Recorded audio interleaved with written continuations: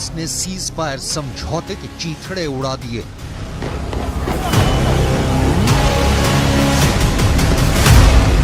Israel के घर में घुसकर हमास ने दोबारा 7 अक्टूबर जैसा हाहाकार मचा दिया।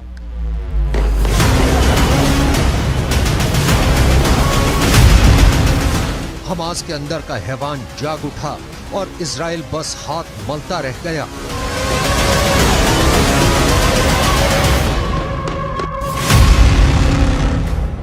उसकी पुलिस, सेना, सरकार, सुरक्षा एजेंसियां, खुफिया एजेंसियां, कोई कुछ भी नहीं कर पाया।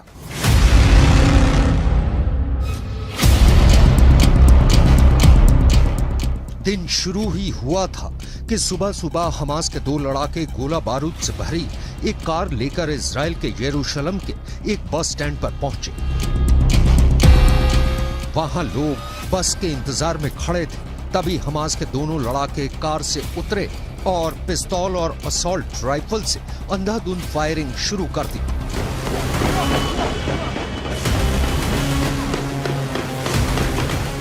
दिन दहाड़े खुलेआम हमास ने इजराइल के बीच सड़क पर कोहराम मचा दिया, पूरे यरूशलेम में गदर मचा दिया। जो सामने दिखा, हमास के लड़ाकों ने उसे गोलियों से छलनी कर दिया। क्या बुजुर्ग, क्या जवान, हमास के लड़ाकों ने सामने खड़े हर इजरायली को बेरहमी से अपना निशाना बनाया। हमास के महज 2 हमलावरों ने इजराइल में चीख पुकार मचा दी। हमास ने यह हमला यरूशलेम में किया, उस यरूशलेम में जिसमें इजराइल की जान बसती है, जिसे इजराइल अपनी राजधानी बताता है, जिसके लिए इजराइल मरने मारने के लिए तैयार रहता है।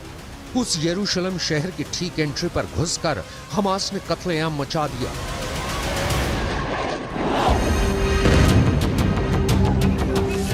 वो भी उसी तरह जैसे करीब 2 महीने पहले 7 अक्टूबर को हमास के लड़ाकों ने गाजा से इजराइल में घुसकर लोगों को मौत के घाट उतारा था। तब हमास के करीब 3000 लड़ाके इजराइल में घुसे थे, जिन्होंने इजराइल में लगभग 1200 लोगों की जान ले ली थी।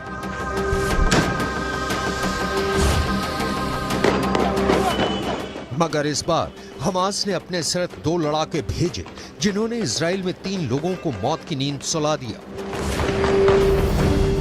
यानी इजराइल के लोगों की जान लेने के लिहाज से हमास का यह हमला 7 अक्टूबर वाले हमले से भी ज्यादा घातक साबित हुआ, क्योंकि आंकड़े कहते हैं कि 7 अक्टूबर को तो हमास के हर 5वें लड़ाके ने इजराइल में 2 लोगों की हत्या की थी। मगर यरूशलेम के हमले में हमास के सिर्फ 2 लड़ाकों ने ही इजराइल के 3 लोगों को मार डाला।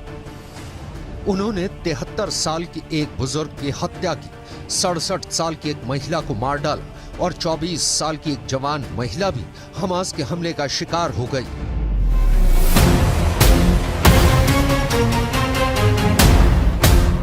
हमास ने गाजा की सुरंगों से निकलकर इजराइल की सड़कों पर खूनी कोहराम मचाना शुरू कर दिया है और इजराइल के प्रधानमंत्री बेन्यामिन नेतन्याहू इस हमले से पहले हमास पर हमला करने के लिए बड़ी बड़ी तैयारियां करने के दावे कर रहे थे। वो इजराइल के लोगों को कह रहे थे कि बस एक बार हमास के चंगुल से सभी बंधक निकल जाएं, फिर इजराइल हमास पर वो बिजली गिराएगा कि किसी को हमास के वजूद के सबूत ही नहीं मिलेंगे। माना जा रहा है कि सीज फायर खत्म होने के बाद इजराइल का प्लान दक्षिणी गाजा में घुसने का है। उत्तरी गाजा में इजराइल तबाही मचा ही चुका है। इसलिए कहा जा रहा है कि अब इजराइल दक्षिणी गाजा के खान यूनिस जैसे बड़े शहर को टारगेट करेगा, क्योंकि हमास के बड़े बड़े कमांडर इजराइल के हमलों से बचने के लिए दक्षिणी गाजा में ही पनाह लिए बैठे हैं और याहिया सिनवार जैसे हमास के बड़े नेता के भी वहीं होने की आशंका है। लेकिन इजराइल की ये सारी तैयारियां धरी की धरी रह गई और इजराइल के हमले से पहले हमास ने ही यरूशलेम पर अटैक कर दिया। हालांकि हमास के दोनों लड़ाके तभी इजराइल के हाथों मारे गए, मगर उन्होंने इजराइल के 3 नागरिकों का दम निकालने के बाद ही अपना दम तोड़ा। 7 अक्टूबर का हमला इजराइल पर अब तक का सबसे बड़ा आतंकी हमला है, जिसने इजराइल को बुरी तरह झकझोर कर रख दिया।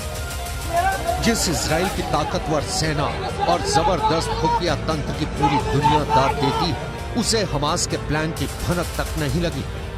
तभी से इजराइल की सुरक्षा व्यवस्था और उसकी इंटेलिजेंस पर सवाल उठ रहे हैं। मगर उस हमले के बाद से तो इजराइल की पुलिस और सेना हाई अलर्ट पर है। इसके बावजूद हमास ने दोबारा इजराइल की सुरक्षा को भेद डाला और इजराइल इस बार भी बस देखता रह गया।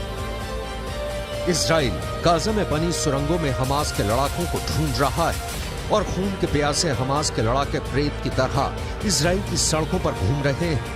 जो हमास अब तक इजराइल से बचने के लिए गाजा में जमीन के अंदर सुरंगें बनाकर अपना अड्डा चला रहा था, उस हमास ने अब इजराइल की सड़कों पर सर उठाकर हमले शुरू कर दिए हैं और इजराइल बेबस है।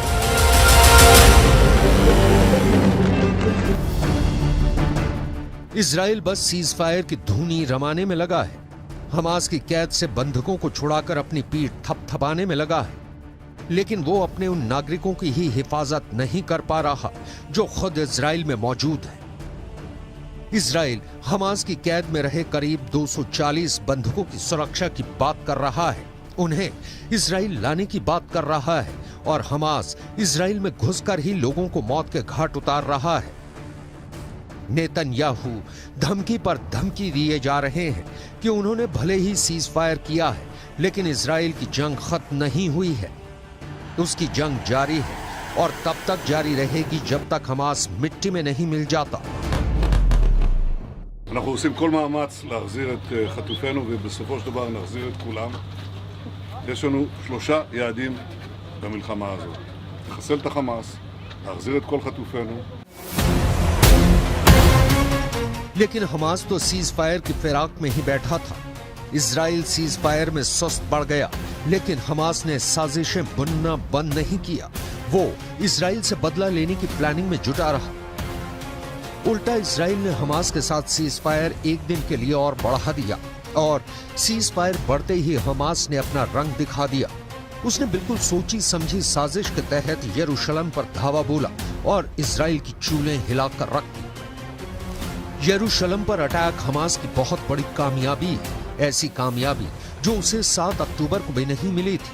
7 अक्टूबर को हमास यरूशलेम तक नहीं पहुंच पाया था, मगर इस बार उसने यरूशलेम में खून खराबा किया, क्योंकि यरूशलेम को इजराइल अपनी राजधानी बोलता है, जबकि फिलिस्तीन भी पूर्वी यरूशलेम को अपनी राजधानी बनाना चाहता है।